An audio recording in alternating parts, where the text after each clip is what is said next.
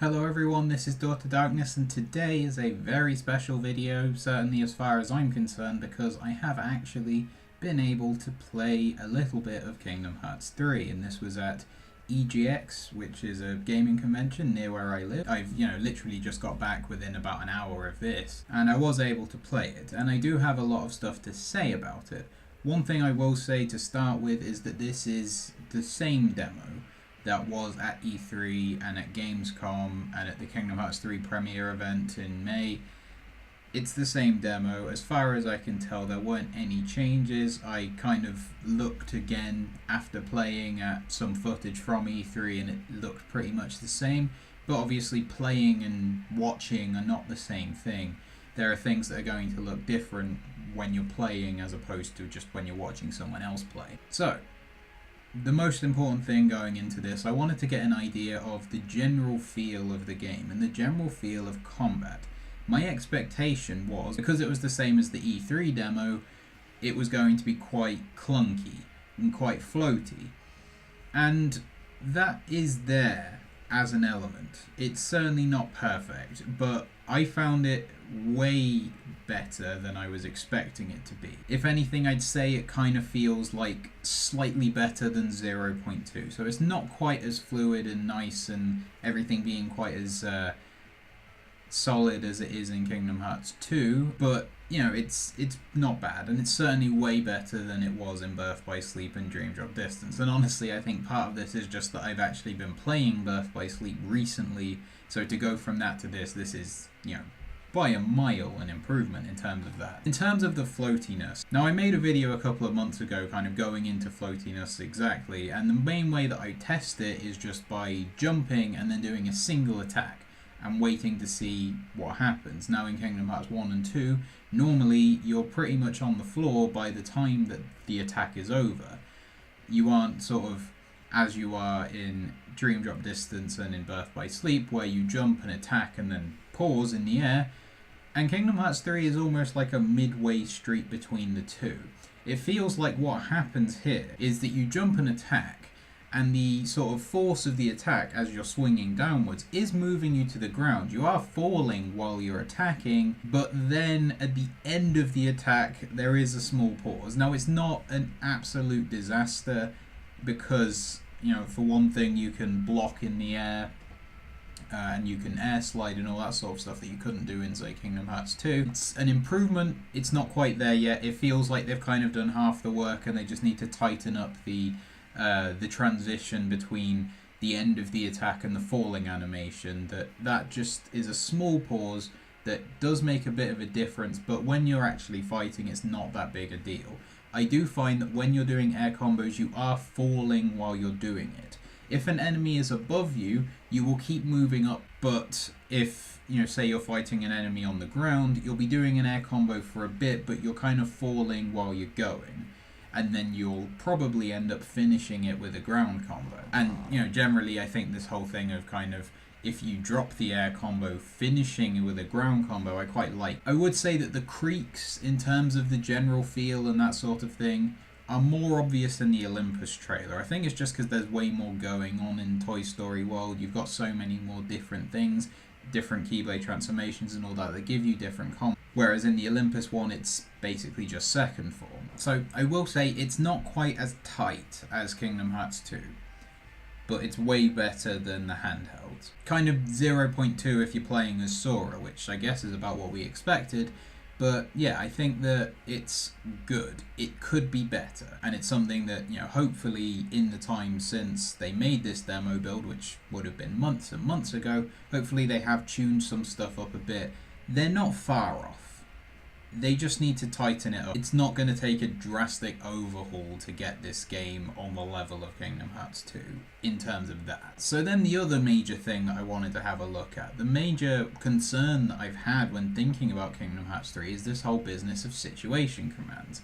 Because the way they were in 0.2, you could end up with like 4 going on at once, and then in the earlier trailers that they showed, it looked like there could be like 1 million going on at once in Kingdom Hearts 3, and it just looked like it was going to be way too cluttered and ridiculous, and you just kind of end up rolling off situation commands. I can say that within the situation command system, in this demo, obviously it's hard to tell how things are going to progress as you get further in the game.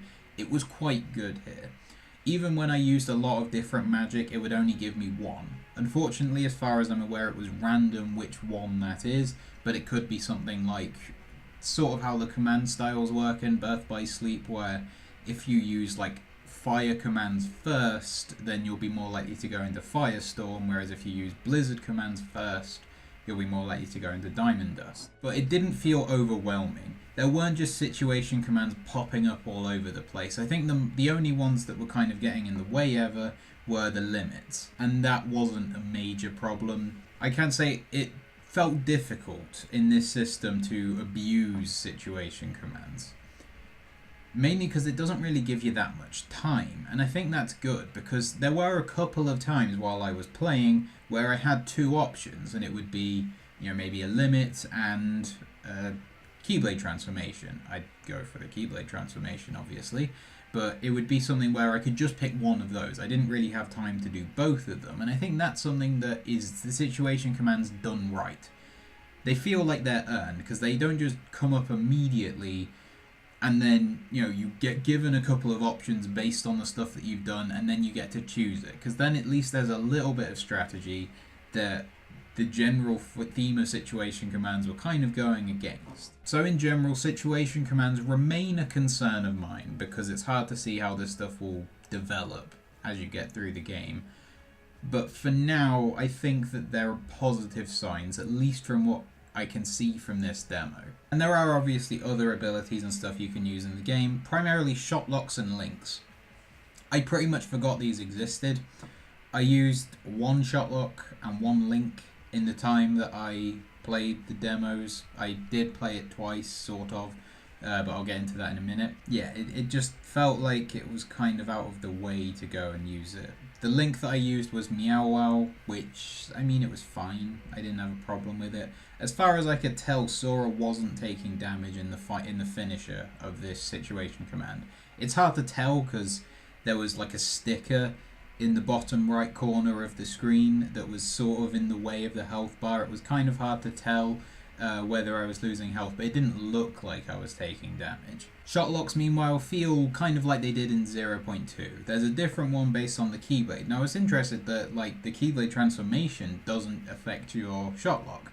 When you've got the Monsters Inc. Keyblade on, if you use the shot lock, it does the like yo-yo thing that it looked like was part of the Keyblade transformation. So it's just that Keyblade has a specific shot lock, and I guess that's fine. But it felt like once I'd used it, I couldn't use another one again. I did try to use another one later, and I couldn't get through it all. It's not just sort of pummeling you with focus that you're able to rattle off 3 shot locks every minute and just obliterate everything in your path. And that's good, because shot lock I think is fine when it's used restrictively. I wasn't able to use Athletic Flow properly, because the only time when I tried was against Rock Titan, and that literally just made me move closer to Rock Titan, so that was not really that valuable. Now, Attraction Flow, the most throwaway, pointless thing in Kingdom Hearts 3. It's the most throwaway, pointless thing in Kingdom Hearts 3. I used a few of them. They're fine. I think the sort of cinematic set-piece ones work a little bit better, like the train. I think if you just have stuff like that that you can use in very specific situations and you aren't forced to use it, the ones that kind of just pop up out of nowhere, the pirate ship and the water one, I didn't really care for that much. The teacups I think were fine. The interesting thing was, while I was queuing up to play the demo, there was someone who was on like another screen in front of me, and they were trying to, like, after the main Toy Story cutscene when you're just left to explore Andy's room and all that, they went straight into the teacups there and were then trying to platform around the room using the teacups, which was a bit interesting. But yeah, I think Attraction Flow, it still just feels kind of throwaway. I don't think it's the sort of thing that's gonna wreck the game. It's just there. Flow motion is, as others reported, it's nerfed. It's not nearly as powerful as it was in Dream Drop Distance. You can wall jump twice and then you have to move, and the attacks seem to be more targeted, less area of effect. I wasn't really able to use them in battle that much because the only time I actually used flow motion was in Andy's room at the start, There weren't any Heartless there, so that didn't really help. And it's hard to get a proper idea of enemy design here. You're given like mid-game abilities in early game stuff and basically playing on beginner mode. So it's kind of hard to tell. All I can say is that the mechs are a little bit annoying. I don't like controlling the mechs, certainly, and it just felt like you're encouraged to use the mechs, which isn't very fun, so I tried to use it to defeat them without it, and it was just a little bit tedious. And Rock Titan is fine as an early game boss. The only thing I will say is that towards the end of the fight, he kind of becomes a little bit relentless with the stamping of his feet. Most of the time you can telegraph his attacks and know when they're coming, so it's about how well you avoid them. But sometimes, yeah, there were bits when it kind of seemed like it was very difficult to avoid it. So hopefully that's not a sign that loads of bosses are going to just be absolutely pummeling you later on in the game. There were a couple of things, like in the demo, just the way that the demo was, not anything to do with the game, that just kind of annoyed me a bit while I was playing, because the first time I went to the Square Enix booth there, and it was an Xbox One. I've never played on an Xbox One before, I've never used an Xbox One controller, so it felt very odd to use that for Kingdom Hearts, which is why when I went to play the second time, I went to the PlayStation booth, and I ended up not having as much time, but at least I was on a PS4.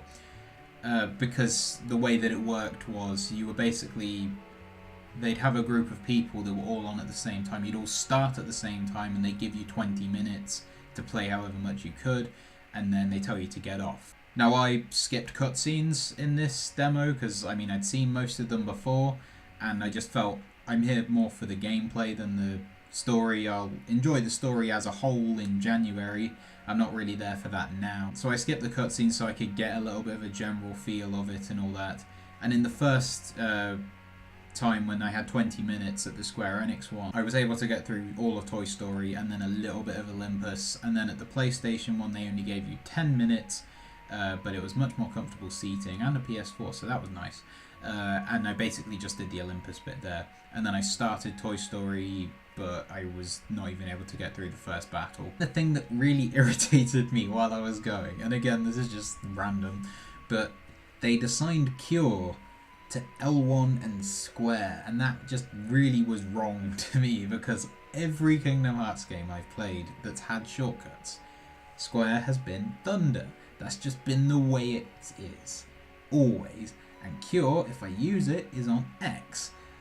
So many times I was accidentally healing and just losing the ability to use magic. So I'm definitely looking forward to the actual game when I can set my own bloody shortcuts. So yeah, that's just my impressions from the sort of half hour of Kingdom Hearts 3 I was able to play. It was a really nice experience being able to go and play it. There are issues there. It's not perfect. There's things that need to be sorted out, but I think the way it is, it's tweaks that need to be made. It's not a complete overhaul. It's like they're kind of most of the way there, and as the game is now, I'm sure it would be a fun time to go through. If it's going to live up to and match and potentially even better Kingdom Hearts 2, there are a few things that they can do, but I do actually still think it's possible. I think the way that the game is set up now, with a few reworkings, and as long as the balancing and enemy design's okay, particularly the boss design, I think they can actually surpass Kingdom Hearts 2, and that's the first time I've ever said this. But yeah, those are just my thoughts. Now, general housekeeping for my YouTube channel. I know I haven't uploaded a video in 2 months, and I'm very sorry about that. It's just, you know, other things have got in the way. I do have another video I'm planning to make that I'll probably get started on as soon as I've done with this, which is a Kingdom Hearts video. Kingdom Hearts Theory of all things. I don't think I've done one of those for about 3 years. But yeah, that was just something I kind of thought about after the new trailer, and I wanted to talk about it a bit. So there's that, and then I'd probably say if that's out in the weekend sometime, maybe it'll be another week, and then I'll try get back into the more regular uploading I was doing in the spring. So yeah, that's just all I have to say. So please comment your thoughts, whether you've been able to go to an event and play Kingdom Hearts 3 or just what you've seen from other people.